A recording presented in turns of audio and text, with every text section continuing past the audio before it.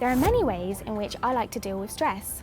More specifically, if I feel like over the last few weeks things have been building and building and building, and I feel that pressure at work, even in my personal life, I will actually decline all invitations to go out and just spend a few days by myself, or take myself back home to Suffolk and spend them with my mum and my dog.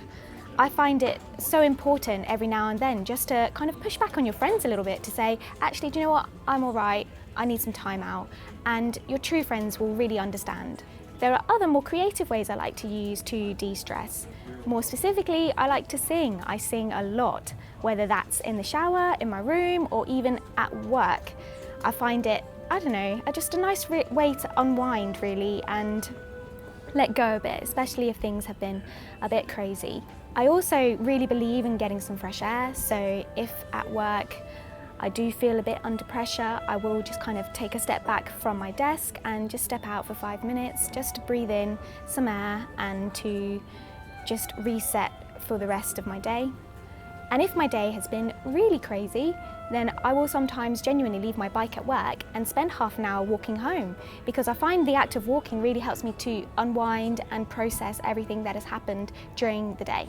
I go to Zumba once or twice a week, or if I need a break or to get away from my desk, then I just go for a walk. And the fresh air really helps with my mental health as well.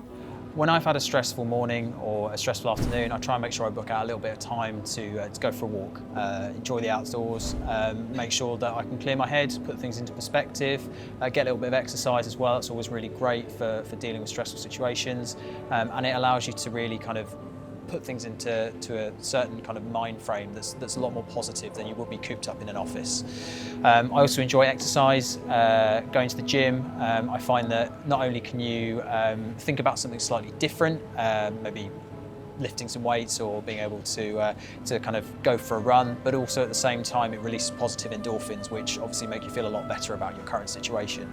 Another thing I find really helps is cooking. Being able to read a kind of a pre-described list of instructions I find is really, really helpful for taking my mind off of what's currently worrying me or stressing me out, and it allows you to kind of just disassociate yourself from it, focus on the task at hand, produce something creative, hopefully taste delicious, and hopefully something that's nice and healthy as well. So the way that I manage stress is with a two-factor serum, and I do that by combining sports and physical exercise and also having something to look forward to.